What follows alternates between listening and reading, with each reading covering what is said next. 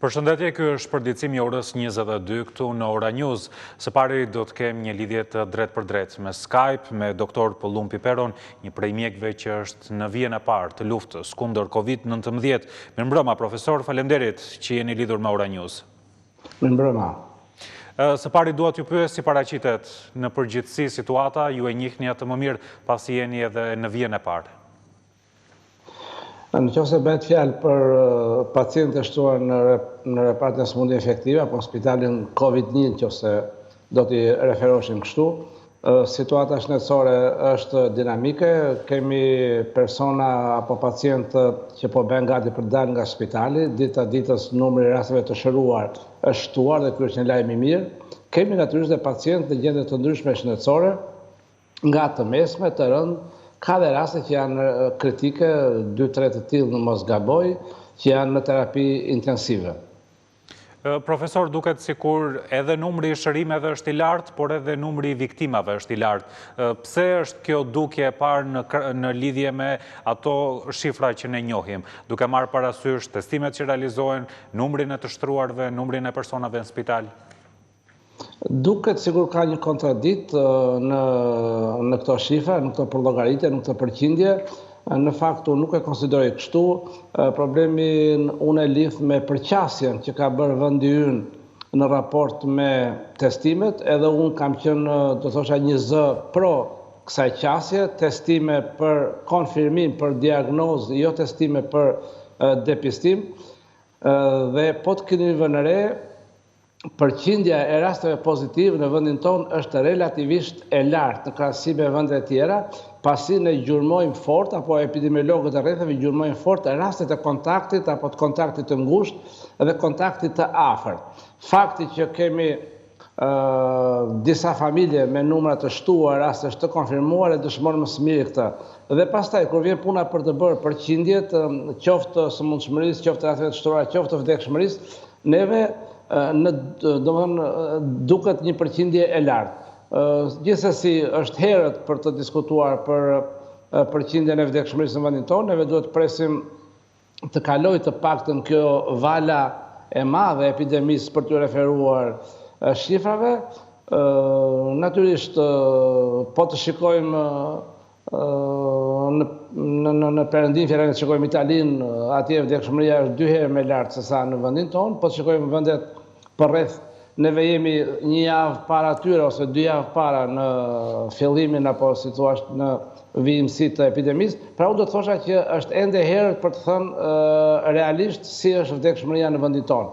Ajo që ditë ju them është se në raport me projeksionin dhe pritshmërinë jemi sinqerisht shumë mirë, edhe pse çdo jetë e humbur është e dhimbshme dhe do të thosha jo e lehtë për çdo.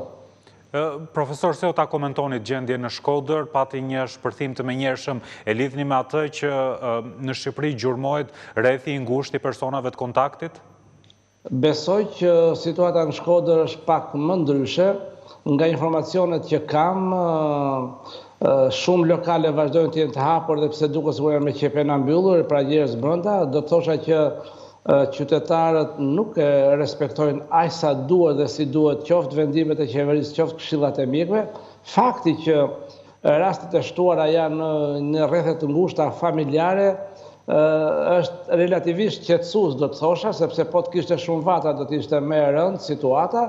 Pra në radhë parë e kemi të, do thosha, të përqendruar apo të përqendruara vatat, në radhë të dytë do të thosha që është vlerë e shtuar apo do thosha punë e lavdërueshme e epidemiologëve të rrethave, veçanërisht të Shkodrës në këtë rast, që i kanë gjurmuar dhe po vazhdojnë të gjurmojnë rastet ashtu siç duhet.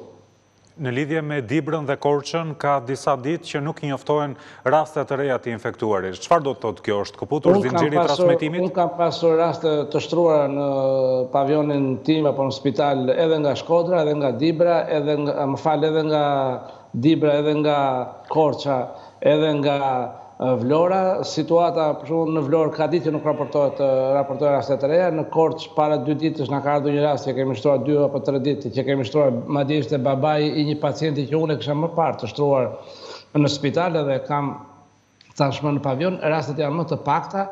Ajo që dua të them është që në rast se i gjurmojmë rastet, në rast se i gjurmojmë mirë rastet e kontaktit, sidomos kontaktit të afërt, e izolojmë shumë shpejt edhe këto vatra të vogla.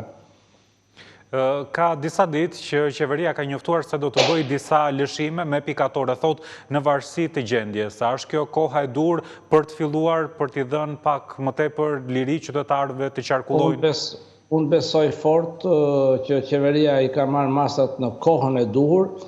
Gjithnjë kam thënë që nuk është vonë për të marrë masa, ndërkohë që gjithashtu kam thënë që kjo javë besoj që do jetë në shifra pak a shumë të njëjta, ndoshta pak më poshtë sa java e kaluar dhe u do ta quaja atë një vijë horizontale apo një shesh pushimi, mandej do të fillojnë të bien numrat gradualisht, por do fillojnë të bien, të paktën kjo në do thosha duke ju referuar kurbave qoftë në Kinë, qoftë në Itali apo edhe në Spanjë, por neve jemi më mirë se sa Italia dhe Spanja, sepse masat e qeverisë u morën shumë më para, pra kurba tek ne ka qenë e butë, kjo do të thotë që dhe zbutja apo rënja e kurbës do të jetë graduale, pra do zgjasi pak më shumë në kohë, por do të kemi më shumë mundësi për ta përballuar, sikundër kemi përballuar deri tani. Pra unë do të thosha që me fillimin do mbas sa javë, mbas 7 ditësh, ndoshta e kam thënë vazhdimisht që ndoshta duhet të fillojnë të zbuten edhe masat shënguese të qeverisë. Unë e gjykoj racionalitet dhe proporcionalitet me ecurinë e epidemisë në vendin tonë. Pra e konsideroj pozitive. Pra këtë mund ta quajmë javën e pikut. Javën e pikut unë kam quajtur javën që sapo lam. Këtë unë do ta quaja javë që mund të jetë në të njëjtat shifra si raste ose pak më poshtë, por atë që ne quajmë shesh pushimi, sepse kështu shkojnë kurbat të përgjithësi, pra është logjik e kurbave të pandemive apo të epidemive, e kurbave epidemiologjike do të thosha. E qartë, kur të fillojnë masat lehtësuese dhe qytetarët të kenë disi më shumë kohë për të frekuentuar mjedise publike, si duhet të sillemi, pasi ajo që po dëgjojmë në mënyrë të vazhdueshme është se asgjë nuk do të jetë si më përpara. Po jap një shembull, Austria sot ka thënë se pas 14 prillit do të fillojë gradualisht me masa lehtësuese, por qytetarët duhet të mbajnë maska. Duhet të jemi të përgatitur për një kohë të gjatë me masa shtrënguese më të lehta apo më të shtrënguara në varësi të epidemisë, por duhet të jemi të përgatitur veçanërisht pensionistët dhe të smurët kronik. Pra, pavarësisht se masat mund të lehtësohen, nuk duhet të jenë të lehtësuara për pensionistët dhe të smurët kronik, sepse ata vazhdojnë të jenë të rrezikuar një lloj, sikur kemi 100 raste, 200 raste apo 2 raste. Pra ata do të jetë pak më vështirë të thosha dhe më gjatë periudha e qëndrimit të detyruar në shtëpi. Ndërkohë që për personat e tjerë natyrisht që do ketë masa lehtësuese, unë besoj që në përputhje me to do të kemi dhe rigjallërim të jetës ekonomike dhe të aktiviteteve, por natyrisht i mbetet qeverisë të marrë masat e duhura në kohën e duhur në përputhje me rekomandimet e specialistëve. Pra, kur të fillojnë këto masa lehtësuese, do të detyrohemi që të mbajmë maska në publik në mënyrë që të ulet mundësia për të infektuar nga virusi. Nuk ka ndryshuar asnjëherë qëndrimi i ynë dhe do të thosha edhe i OBSH-s sa i takon përdorimit të maskave. Në qoftë se jemi në mjedise publike, sa do thotë që hyjmë në një supermarket, apo që shkojmë në spital, apo që hypim në një mjet transporti publik, duhet do e mos ta mbajmë maskën. Në qoftë se jemi në rrugë dhe ruajmë atë që quhet distanca apo distancimi social apo ku duam largësinë 1 metër, 2 metër, pra në qoftë se jemi në rrugë, jemi në bicikletë, jemi në punën tonë, vetëm nuk ka arsye të mbajnë maskat. Por në mjedise publike do e mos duhet të mbajnë masat sa kohë kemi epideminë midis nesh. Dhe ju kam thënë, vazhdoj të kam ngurt që një vend quhet i lirë apo i çliruar nga epidemia kur së paku për rastin konkret, 1 muaj rresht të mos kemi raste të reja nga rasti i fundit.